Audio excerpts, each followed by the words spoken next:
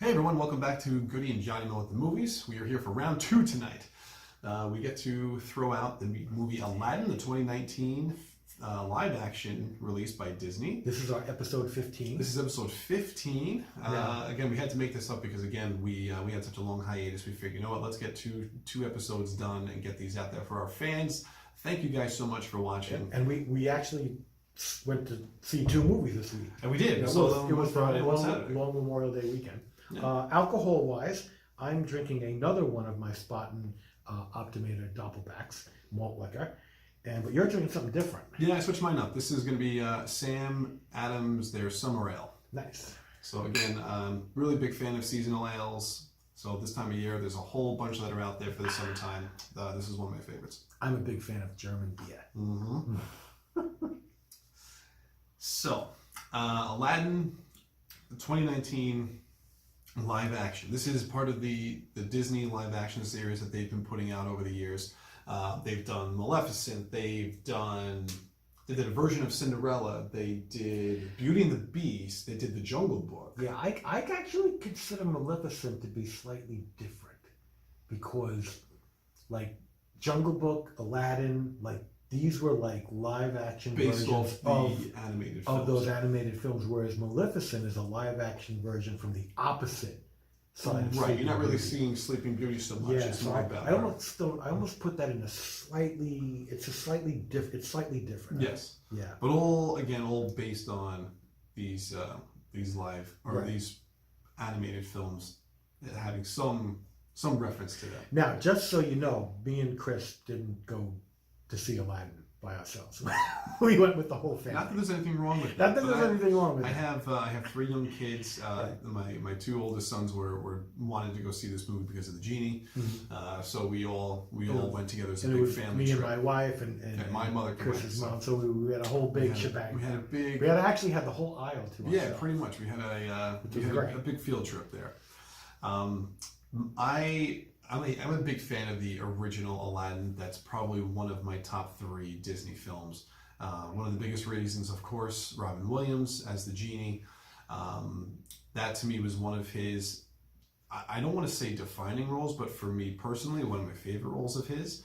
And it's weird because you never see him. It's his voiceover, but you almost can see his face through the genie doing these animations. And I believe that's how they even captured some of the genie's movements, that they would watch Robin Williams when he was doing the voiceover work, and the artists, I think, took note of that, and they actually were trying to emulate that in their drawings. Your experience. My experience with Disney is slightly different. I'm a big fan of classic Disney, obviously from the 30s, 40s, and 50s. I like the 60s Disney films. Things started to taper off a little bit in the 70s and the early 80s. But then... Beauty and the Beast came out. Well, Little Mermaid came out first. Oh, Little Mermaid was first. Disney Okay. revamped its whole animation thing to try and really get back on top. But these are now the new classics. Oh, Right. Well, yeah. They're I mean, considered. and that was in all honesty, that was probably a reaction to I think some of the Don Bluth films that were coming out in the late 70s and 80s that were, I think, getting a lot of popularity. Don Bluth was an animator who used to work for Disney. And then Left because he kind of disagreed with their direction. So if you've never seen like The Secret of Nim from the early 80s, that's a really fantastic. That's a really good film. Animated film. And that was one of the first films I think that Don Bluth did. But anyhow, so when Disney revamped all their stuff in the late 80s, they did Little Mermaid, and then they even took it a step further with Beauty and the Beast, which in my opinion was absolutely fantastic perfection. But for me, after Beauty and the Beast, to me it went downhill, only because in my opinion they played it safe. They basically rode off of the formula of Beauty and the Beast, and in my opinion, almost so many movies made after that, even though they were different themes, they were the same format. They were like, it was always like a boy and a girl in some exotic place or a different place, and they animated the hell out of that genre. Right. Like they did as much as they could, and it was all like a musical. With all with the music is all definitely songs. heavily favored. It was, obviously in Aladdin, and then also in yeah, some of the and sequels, you could films. watch all these movies after Beauty Even and the Lion Beast. King. Lion King, sure. Lion King, Aladdin, Pocahontas, all these films. So many of these films that came out after the success of Beauty and the Beast, they were just like, this works. We're gonna stick with that. Whereas if you go back to, Disney at any point in time prior to that, they weren't stuck in a formula. I mean, you look at, so you start off, you got Snow White, followed by Fantasia, followed by Pinocchio, followed by Dumbo and Bambi. I mean, these are radically different animated films, and they're all 4-star classics. And it's not like they did something right once and they just said, okay, we're just gonna keep doing that. We're gonna put it, we're gonna put it in Africa and make this type of movie, and then the next one it's going to be in the ocean, and the next one it's going to be in the like Arabian Nights type of scenario, right. And then the next one is going to be like wherever, it's just like it's the same type of movie just with a different theme, and then they pull every sort of physical pun and joke that they can, pulling from that type of genre, and it's just like they're all good movies. But to me, it gets boring after a while. When we do the review for Lion King, when we go to see that, I'm going to have a discussion, because I think Lion King is much more about a coming of age story than it is about a love story. I mean, that's in there, but this is much more a coming of age story. I mean, they might do a little bit different here and there. I would say that's but definitely it's a lot of like, they pick an area that they can do a lot of things that they've never done with before. And they just put it into a giant musical scenario. Yeah. And even though music is important in a lot of the early Disney films, it's not so much like, the musical experience that you see now. I would say in the 90s that the music definitely played a huge part in the story itself. Aladdin being one of them. I think that the music favored heavily in that film for a lot of the numbers that they did. And I believe even the composer for that even came back to help with this one. I think even what was his name? I know that a lot of the guys were Ashman and Menken. Menken came back. So Menken came back, I think, and helped out with this, because like some of the other films, there was another original song. There were actually 2 original songs in this. One of them was. Both were sung by Jasmine, I believe, that were new. I just feel like you can watch these films and say, "What are you talking about?" They're all very original. It's like, well, the originality for each film is confined in a very restricted format. I think I know what you mean. Similar format. You're talking about. I understand what you mean when you talk about format. The format of it's the that. Format. We're We're not talking about the story. Where you're talking about the format. Yeah. So like I said, they just keep changing the time and the locale of each movie, and then once you pick that time and or locale, you can do so much that you've never seen before, because you're right. Yeah. But they're basically. A lot of it is like the same type of movie over and over and over again, and that can get repetitive and boring after a while. And I think that's going to fail.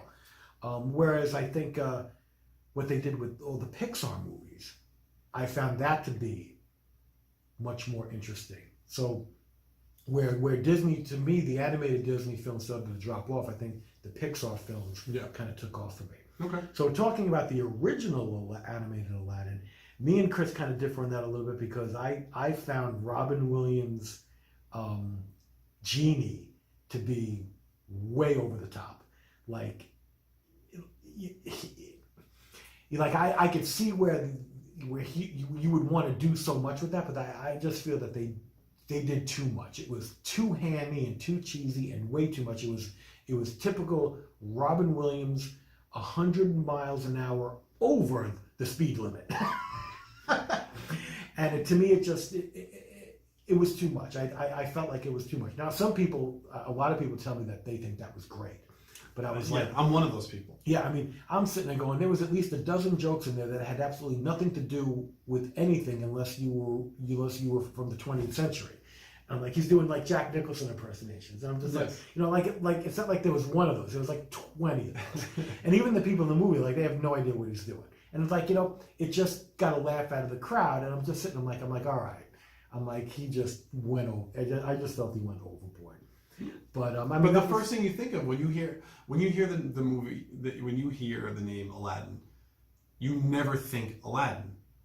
Like you think the genie. Yeah. Because there was such a connection, at least from the movie. What was that Aladdin, 92? That sounds about right. Right. So it's definitely the early 90s, because Beauty and the Beast was 91. Okay. So maybe it was 90. It might have been 93. 92, 92 and 93.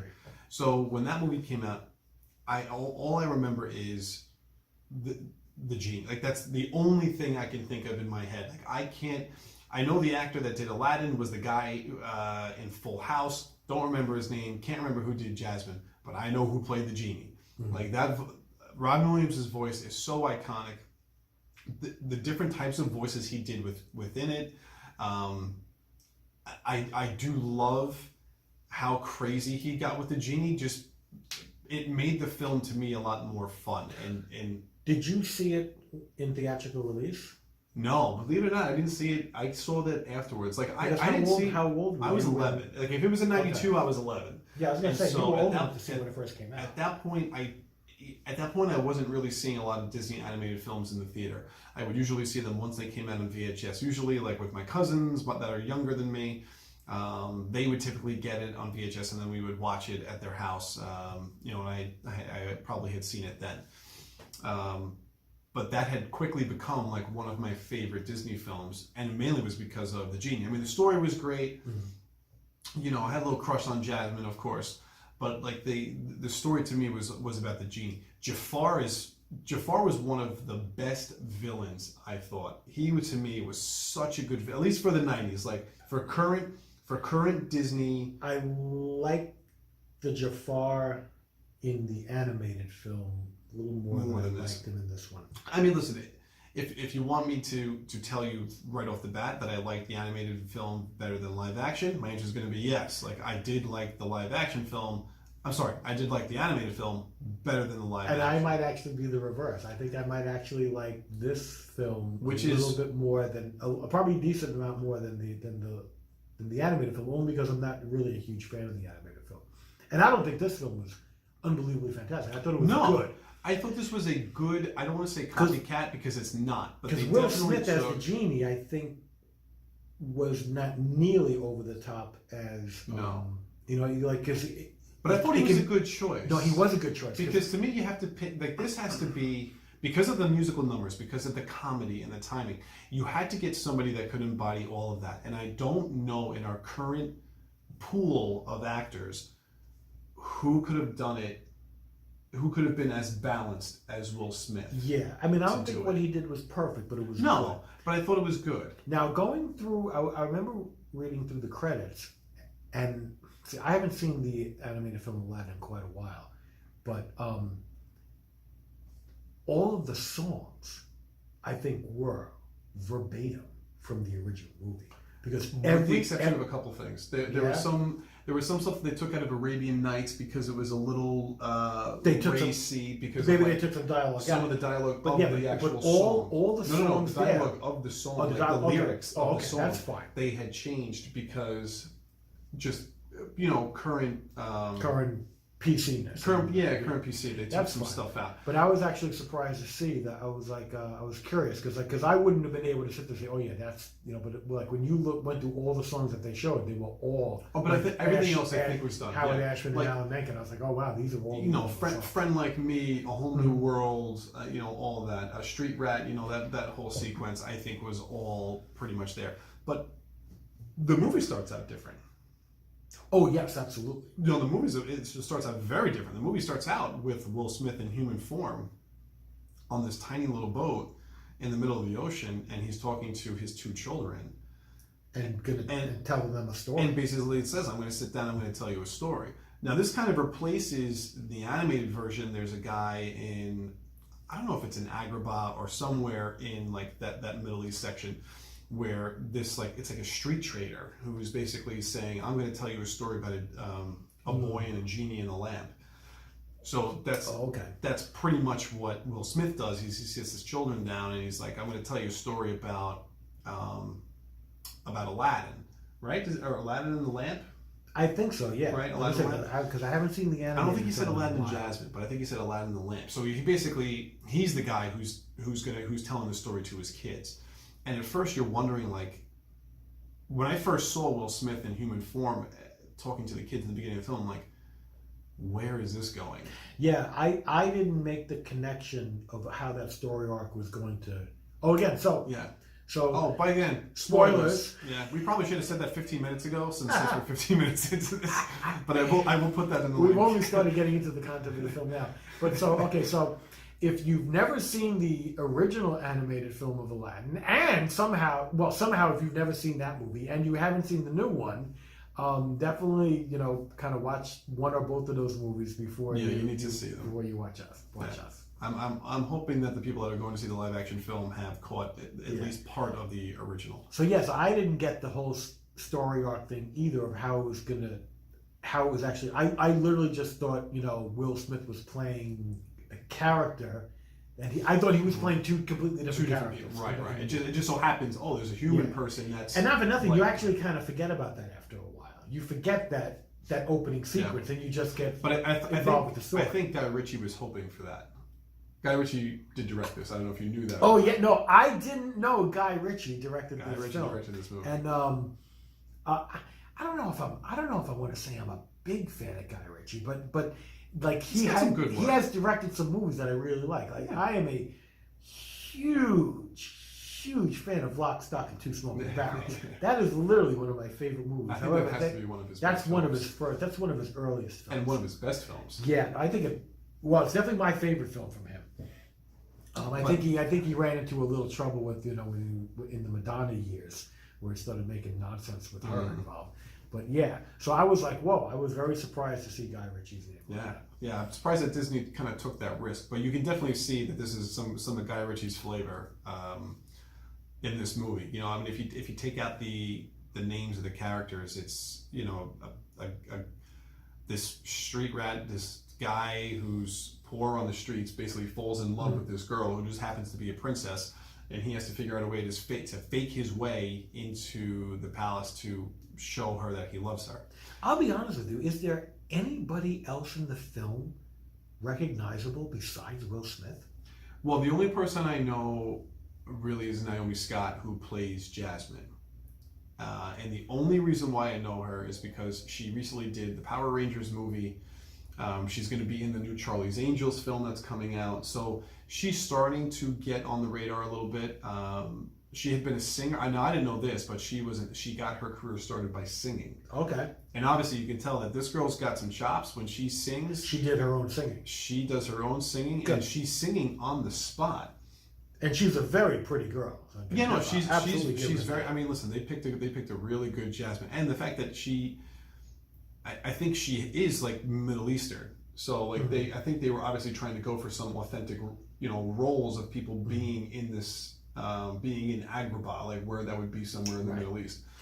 So when we went to see Aladdin, I don't think anybody I was with noticed this, but I was actually wearing my tube socks in a Aladdin style. So I was wearing the shorts and a t-shirt because it's the summer and it's hot, and I had my sneakers on and I had my tube socks on. And when I got home, I went to my wife and I said, I bet you didn't notice my socks. And she usually purposely avoids my socks. But I was wearing a green striped tube sock, one green striped tube sock, and one blue striped tube sock. And I was like, one was for Jasmine and one was for the genie. And my wife just shook her head and, again, you're nuts.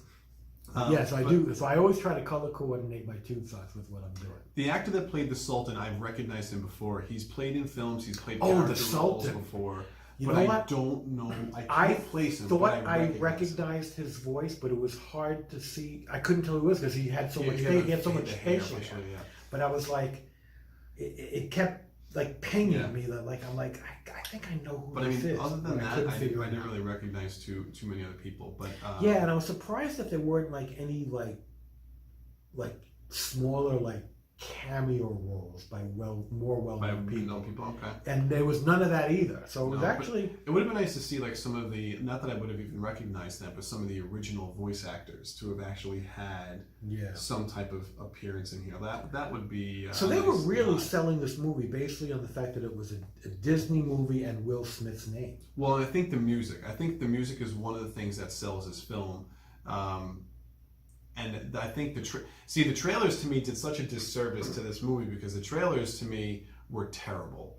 The trailers set this movie up. Every time I saw a trailer, the first trailer was such a teaser. I don't even think you saw the genie. They played the Arabian Nights theme, and you're kind of getting into that. The second trailer is when you finally got to see the genie, and the genie did not look good. Like they did not do a great job. They were still obviously doing some special effects. I think they came out around December, if I'm not mistaken, December or January. And then finally they quickly put out another trailer with like, I want to say 2 to 3 weeks after that. And you finally saw a better version of the genie. And of course they played a couple bars from A Whole New World. And that to me, they definitely tried to play on people's nostalgia for people that saw this film back in the 90s. Because the original film is now what? 27 years old or 35 years old? 25. Well, if it came out in 92, you're talking 27 years old. 27 years old. Yeah, so that's, you're talking almost 30 years old, this movie, and people that were younger, like me when I was a kid, or people that went to go and see it, are now adults with their own kids, and like, oh my gosh, I want to go take them to see this. Yeah. And like me, I showed my kids the animated film, and they loved it. They fell in love with it. They were like, Dad, I want to go see the genie. Like this is what I heard from my middle son. Is like he's like, Dad, I want to go see the genie. Like didn't care about Aladdin. Like I want to go see the genie. So. Yeah, I remember seeing some of the trailers, and the trailers did nothing for me. But then I was a little biased against it because like just the concept of a live action Aladdin film didn't intrigue me at all. Yeah, but so I'm actually. But you don't have a lot of ties to that film. I think my generation, because we were keep in mind, kids. I saw that movie when it came out. Right, but you were older. Yeah, but no. That's a common misconception. So I think what people have to realize is that people can say, oh well, these films were made for kids, and I'm like, I don't buy that, because almost any one of these films made for kids is enjoyable by adults, and I think you're allowed to give them the same amount of scrutiny, because if you look at some of these older animated films, these are 4-star movies by anyone's definition, and the original Disney films, like, they were not just made with a childhood audience in mind. I mean, like, take a movie like Fantasia. I mean that's all about classical music, So I think they tried to appeal to everybody. Like, I think they were trying to appeal to a universal audience. And these are 4-star movies that are, loved by, everybody. And not every one of them is a 4-star movie, but regardless, like, anybody could watch these movies, and really enjoy these. So I don't think they get a pass and say, well, I'm not the target audience. I disagree with that, because, like, I think a movie like Beauty and the Beast was fantastic. And if you shouldn't play down to your audience. You shouldn't say, well, these, we're making this, these aren't Teletubbies shows. You know what I'm saying? Like, I know that there are certain shows on television that are specifically targeted for 5-year-olds, 6-year-olds, 7-year-olds, and that's it. Like, no adult is sitting there enjoying Teletubbies. These are really just for kids. But I wasn't meaning to. My statement wasn't to make you feel like you weren't part of the target audience. That's not what I was stating. Yeah. My statement was more or less that the younger audience, anyone under the age of 10 or 11 years old, might have a different emotional connection to the film because they're seeing it through their child, but through child's eyes. Less discriminatory, rather could than be. you. Right. Yeah. Okay. So nowadays, that's it's like fine. that's what I meant by that. Yeah. And it's kind of like, okay, they're going to go back and look at this through rose-colored glasses and be like, okay, like, I want to take my kids to see this no matter what the trailers are saying. Right. I'm going to go see this movie with my kids because I loved it. And then Disney played that, one of the last trailers, they played on the music, because the music is what's going to draw you in, because those were those movies in the 90s sold you on music. and they played some of those songs, and you're like, okay, that brings back some good memories and feelings to me. I'm going to take my kids and see that, and I think they succeeded because I think the movie did over 100 million this weekend. And I thought the original, I could imagine this film easily making over 100 million. But the trailers did, the first few did not do this film justice. I was not expecting to like this film as much as I did. I really went into this film expecting it. I don't want to say burn and crash because that's not. But I had the feeling that I was going to walk out of this film really dissatisfied with what they did, and I didn't feel that. I felt satisfied by the end. By the time I walked out of this movie, I enjoyed seeing everything play out in live action. I thought they did a good job adapting the story. Is it different from the animated film? Yeah, a little bit. I think they had to kind of update some things from what they had back in the early 90s. But I thought that the actors that they had, I thought they did a really good job. I did too. I thought Aladdin might have been a little bit too smiley, and I thought the Jafar was a little too young. He wasn't as menacing as I wanted him to be. I guess for what he was given, he did a good job. Because I'm not saying he acted poorly, because I don't think that's it at all. I think he did a good job acting. I think it was a very different spin on the character compared to the animated film, because the guy in the animated film is a more older. He's older, yes. He's definitely older. He's more regal. Like more I want to say the word wizened, like wizened, wizened. Yes. Like, he's like a character that's been around, has a lot of knowledge, a lot of experience and knowledge under his base, and is in tune with, I think, supernatural type things. Yes. Whereas this guy, this Jafar, is, in my opinion, really just a up and coming, but he does say Aladdin, who just wants power. But when he meets Aladdin, he tells him, he's like, I was you. He's like, I was, a street rat, or he says and he's worked his way up, but he's not that old. And that's it. I just feel like he's almost like a Jimmy Cagney type character trying to take over the operation, as opposed to someone who's in tune with mysticism. I think the original Jafar was more almost like a mystical villain, right, even before he managed to. Well, it helps that he still has the staff, and he uses that to hypnotize the Sultan, and use that to his advantage. I think they should have made that character a little. I don't know. I think a little mature, a little bit more. Yeah, but the movie does start out really quick. Once they start the whole story of Arabian Nights, and you get into and you meet Aladdin, him and Jasmine meet real fast.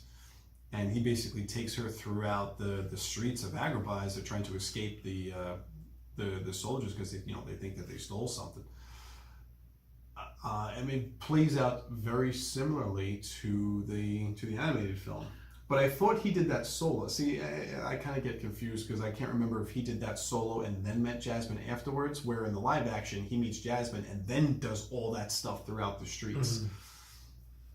But the animals in this, I thought, were really well done, because I'm pretty sure they're all CG.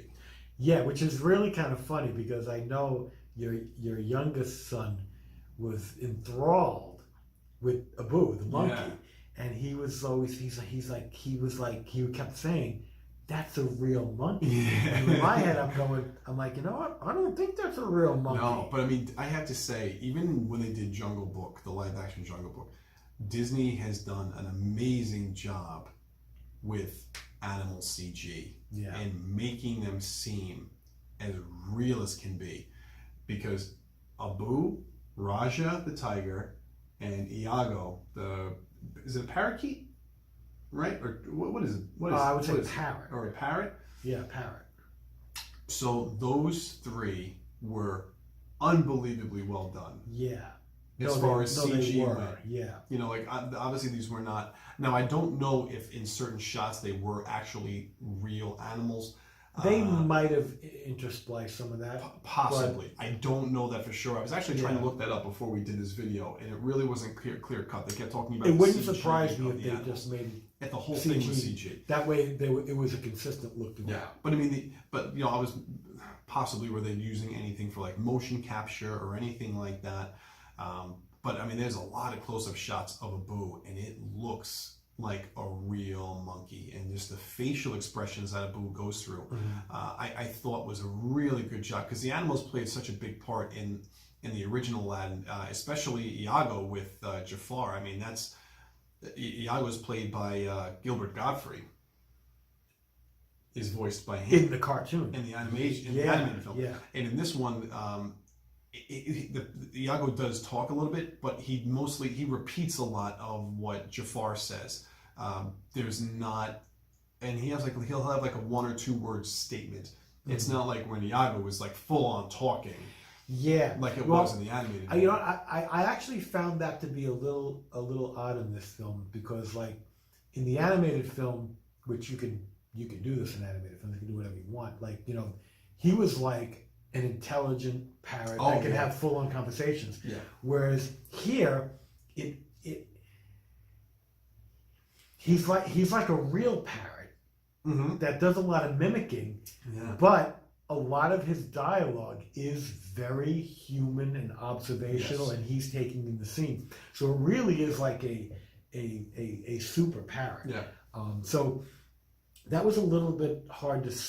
I don't know. It was a little bit of a harder sell, because either he's full on talking or he's not, and this parrot was in between. Yeah. So to me, it was a little odd. But you like, again, you let it slide because of, you know, all the, you know, it's a Disney film. It's, you know, there's a lot of crazy things, so that's okay. Now if we jump into the musical numbers, I thought most of them were really well done. I'll be honest, Never Had a Friend Like Me was probably one of my favorite musical numbers of the original Aladdin, and this one was a little underwhelming. Okay. But also too, you know what, I want to talk about the Will Smith, the genie, the CG. Yeah, because in all honesty, I think the biggest draw for this film was Will Smith, and I think he was the big name. He was the big name, the big draw, and I think he did the genie very well. Not over the top. No. I think he really put a lot into it. And if this movie makes a lot of money, I really think it's because of him. Because that's the name that even like a lot of adults are sitting there going like, you know what? I want to see Will Smith as a genie, because I think he'll be good. I think Will Smith's job was extremely difficult, because you have to, knowing that you have to fulfill those shoes of Robin Williams, and because it's mostly widely considered that was such an iconic role for him, Will Smith stepping in and doing that role, I think he even said he turned it down the first time that they came to him, and it wasn't until afterwards that he finally accepted. But I think he tried to really make the role his own, not mimic Robin Williams, but try to actually do the role justice. And I think overall he does. I think it's Will Smith, you know, well, the funny thing about Will Smith is you know, he almost looks like he never ages. But at the end of the day, I mean how Will Smith is in his in his late 40s. He's going to be turning. I think he's turning 50 this year. You know, and he still looks good. He looks now, fantastic. Granted, most of his appearance in the film was, you know, CG genie, but like. But see, now this is the thing with the genie and the CGI. Most of his bottom half was CG. His upper half, I want to say he was painted blue. I think it was body paint. I think I don't know the technology, but to me, I would have imagined that they would have like morphed him. But they did. I think I want to say he had blue body paint on him, and I want to say that they inflated him a little as the genie. At least that's what it seems like from the film. I could be wrong. I wanted to really look all this stuff up before we actually did the review, because I kind of wanted to know what I was. Yeah, but some of that information might not be too easy to find either. I mean, possibly. I mean, but now that the movie's coming out this weekend, a lot of stuff will start to follow about the film itself. Yeah, I mean, I can easily see this. You know, I know this film made a lot of money, but you know, keep in mind, you know, a lot. If you look on like just the history of money making in film, you know, Disney films and, you know, really good rated G films make a lot of money, because that's like, you know, there are families that are The out there audiences, yeah. that want to bring kids to film, to the movies, and you know, basically almost any parent bringing their kids to the movies Memorial Day weekend brought them to see Aladdin. Yeah. And that's why these movies make a lot of money, because it's you know, it's not about the tastes of the children. You know, Yeah. adults have all different tastes; they want to see different things. But at the end of the day, all these parents, they want to bring their kids to a film, and they're all bringing their kids to Aladdin. I think. So now you're talking like, you know, 3, 4, and 5 people at the movies, the whole families. Yeah, and like us, like what we did. You know, I really think, unfortunately, one of the weakest points of this film, I think, was some of the CGI with the genie.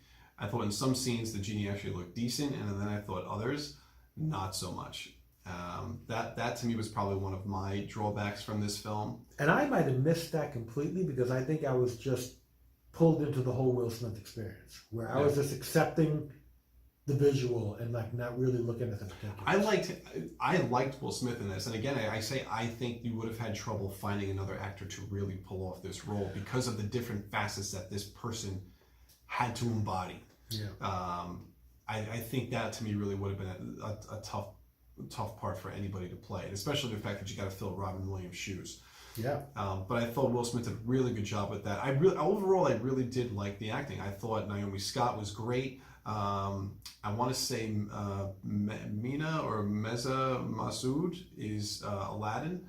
He's been in a few things. I think he's done like mostly television before he really did this role. But you know, I thought the chemistry between them was great, and I think that has to be a big selling point because, of course, it's a love story overall. You know, and I thought that, you know, I really bought the story between them and how they did everything. Didn't they do a live action of Beauty and the Beast too recently? Yeah, that was Emma Watson. Yeah. Yeah. Now, like, I'm curious. And that did very, very well. Yeah, I'm curious to see of all these ones, which ones did the best, which ones did the worst. Because I think Beauty and the Beast, I think, did the best. Because like Cinderella, like even I didn't want to go see Cinderella, even though Cinderella is absolutely one of my favorite Disney animated films. Like I didn't get pulled into that, and I think maybe because there wasn't really like any marquee names in that film that, like, you know, would push me over to see it. Yeah. But I think Beauty and the Beast, I think one of the big sells was, one, the animated film was great, and two, I think Emma Watson being Belle. Yeah. You know, people loved Emma Watson from the Harry Potter films. She still has that young appeal because she seems so young. I think a lot of people went to go see it just for her. Well, this really is like a new direction, I think, that Disney is exploiting. You know, they're all their own property. They're making live action movies of movies they made animated. Right. So I'm not saying exploitation in a bad way, but it's like, you know, like they did it once or twice, and they were like, oh, this is actually a good idea. We're just going to keep doing it. Well, it's a new way for them to introduce some of these movies to a new audience, to a new generation. And it very well could be that, you know, the technology has caught up with what they're trying to do. Because, you know, you could do, because so many of these 10 years ago they couldn't do this. Yeah, so many of those films have, you know, these animal scenarios that, you know, just maybe wouldn't have looked as good. And now the technology is at a point where they can do whatever they want. Well, I think like I said, because Jungle Book, you know, I think the Jungle Book looked incredibly all well. animals. And not to mention, the trailer so far for The Lion King look fantastic. The CG work on the animals, that is going to. So yeah, I think they're just going to keep going and yeah, no, I think so too. And that's okay. Yeah. This movie does play pretty much mostly like the film, the animated film. You know, Jafar tricking Aladdin to go in and get the lamp in the Cave of Wonders. He gets the lamp. Abu gets distracted by the red ruby, goes to touch it, and of course we meet the flying carpet in there. And I thought the flying carpet was great. I thought the CG for the flying carpet was outstanding. Yeah, and they made it like its own character, and I think that was good. I don't remember if they did that with the animated. They did. No, the carpet was. The carpet was like its own character. Yeah, and definitely played a nice role in that, and in this one too. I'm trying to think of the ending and how that was somewhat different. you know, the ending, it's the same thing where Aladdin tricks Jafar into becoming a genie himself and getting trapped in a lamp. Mm-hmm. Right. And then getting booted into the Cave of Wonders himself. So, I mean, listen, there is a possibility for a sequel. There was a sequel, the animated film, The Return of Jafar. I don't know if they would do that. Well, I mean, a lot of the 90s, a lot of the films have sequels. 80s and above, Little Mermaid and up. Yeah, direct to A VHS. lot of those I films think. have direct to VHS. Yeah. Keep in mind, I think Toy Story 2 was supposed to be direct to VHS, and they were like, wow, this is a really good movie. We should release this theatrically. But Toy Story 2 was originally supposed to be just one of any of a number of, direct to VHS sequels of good films. Yeah. And they actually wound up releasing that theatrically and making a ton of money. So I think with that movie, they probably at that point said, okay, depending on the product, we need to figure out whether we should do a sequel, release it theatrically or just to VHS. Because they did a ton just to VHS, and that's fine, whatever. But if it's good enough, yeah, do it theatrically. Yep. And now what? I mean, what are we seeing now? Trailers to Toy Story 4. Yep. And I think, we all thought Toy Story 3 was going to be the end, but now they're saying that once this movie is done, I just read a story how they're talking about they want to stop doing, or you're going to see a real slowdown of sequels of current properties that have already been released. So they want us to do a lot of original ideas instead. I don't know. We'll see about that. We'll see about that. There's I don't know how much originality Disney has in their back pocket anymore. I mean, I think a lot of the sequels, I think there's a lot of money to be made in some of these sequels because people want to see where these characters go and see the story continue. Yeah, and the fact that releasing Toy Story 4 and Toy Story 5 and Toy Story 6 would make an enormous amount of money. I can't see them turning them down. But at some point, the story has to end. Yeah, but you can still do original stories and do those. It's Disney is big enough to do as many movies as they want. Listen, there's ways of doing it, absolutely. But I think at some point you go too far, and how at what point does it become believable that these toys continue to get into these situations? Well, I'll be honest with you. I saw the preview for Toy Story 4, and it didn't really pull me in as being as good as Toy Story 2 or even 3. 3 or 1, for that matter. I mean, Toy Story 1 is my favorite Pixar film of all time. It's The one of first my Toy Story, favorite. okay. It's one of my favorite Disney films of all time. Toy Story 3 was a fantastic ending to that franchise. And they should have just stopped it there. And How many they years ago was that? Toy Story 3 was before Andrew was born, so that had to be 2008 or 9. I want to say right around there. It's like 10 years. Yeah. Wow. So, but who knows if they're going to do a sequel to Aladdin or not? I think it made enough money that they could definitely greenlight something. I don't think they will. I think they're going to go on to the next live action adaptation. Yeah, listen, there's a ton in there's a sequel to Maleficent coming out. Yeah. Which I'm very much looking forward to. I think they were supposed to do a live action Pinocchio. I think that's on the list. To be honest with you, they can just go down the line. Well, they just did Dumbo, but Dumbo was not well received. Did you see Dumbo? I did not see Dumbo. See, Disney is releasing a lot this year. A lot. I mean, Dumbo, Aladdin, The Lion King, Toy Story 4, not to mention all the other properties. They not to mention all the Marvel properties that they own. And I can tell you right now, I would find it hard to believe that even if Dumbo was not well received, that it didn't turn a profit. I would find it hard to believe that any Disney movie that comes out did not turn a profit because even opening weekend, everyone's going to go see it, and people are still going to go see it. Maybe people aren't bringing their kids 3 and 4 times necessarily, but at the end of the day, I think if they just go down the line, to be honest with you, I think the only one that they wouldn't do would probably be Fantasia, because Fantasia is a montage. There's no story. Right. Unless they did like an original take on Fantasia where they actually do something different. Yeah, you don't know. And they do Fantasia 2020 where it's like completely original. I would like to see a third Fantasia movie in some form. That would actually be pretty cool. You never know. No, you never know. But any other thoughts on Aladdin? I don't. I would just say overall, it was not a movie I was planning on seeing, but once the whole family was going, I was in hook, line, and sinker. And I did enjoy it. I enjoyed it, I think, a little bit more than I anticipated. I thought it was okay, and I think Will Smith made the movie for me. I think he did. So I was actually very glad that I saw it. And I think I definitely have missed some of the. This might be the only live action Disney film I've seen in the movies upon theatrical release. Yeah, you catch everything afterwards. Yeah, but I usually like to see these, so I think I would be more inclined to see more of these going forward, especially if they're adaptations of movies that I really like. Yeah. So to me overall it was a positive experience. It wasn't, to me it was not bad at all. I like it better than the animated film. I enjoyed it. It definitely I was pleasantly surprised by this film. I loved the set pieces. The set design I thought was great. Made you really feel like you were in Agrabah, The palace and the palace and all that.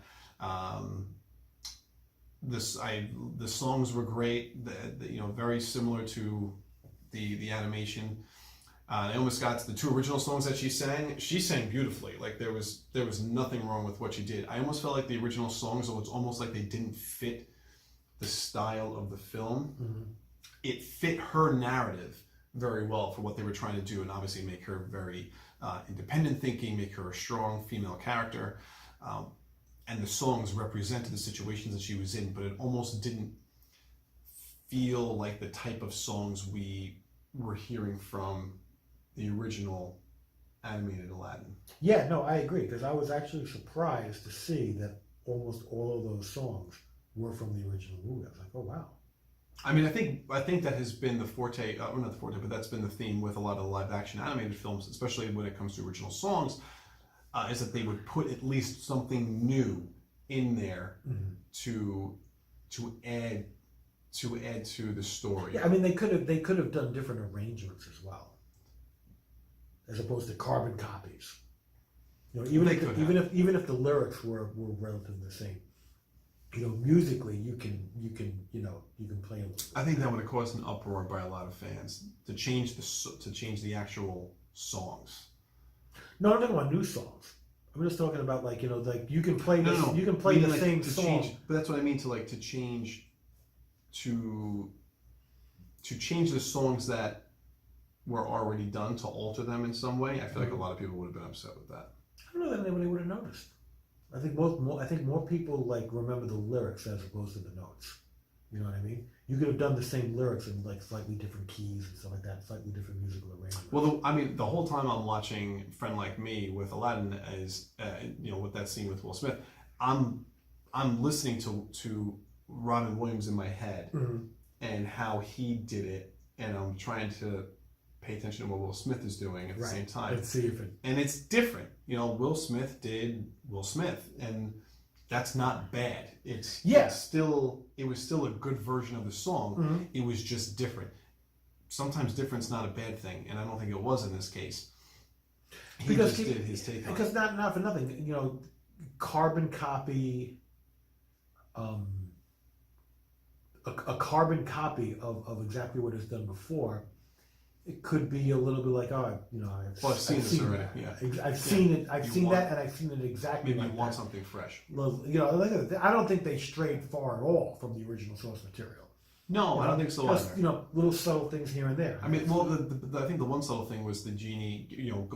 Circling back to what we talked about at the beginning, was the genie love story, and how the genie he falls in love with the handmaid. Yeah, and that's what I don't remember from the original film. Was there a sub story with the genie and the maid? There was no handmaid. Okay, she didn't have good. one.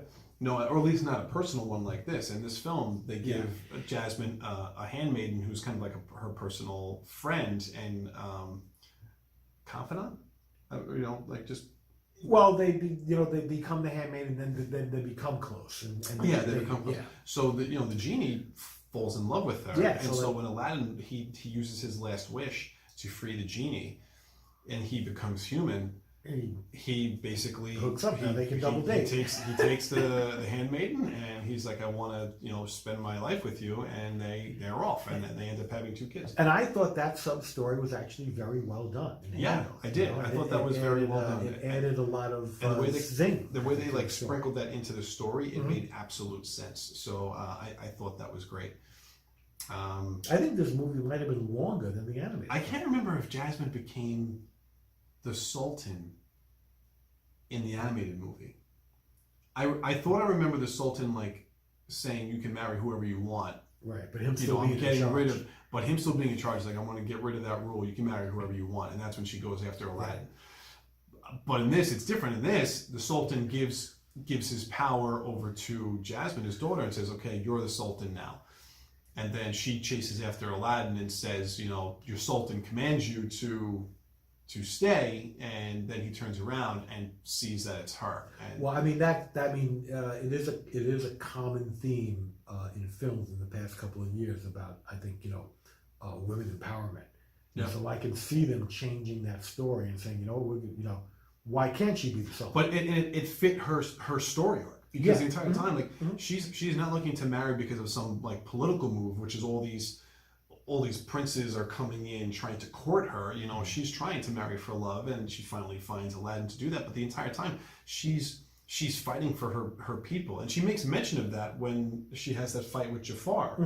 Is that you're doing this because you just want the power? Right. I'm doing this because I'm doing it for my people and what's best for them.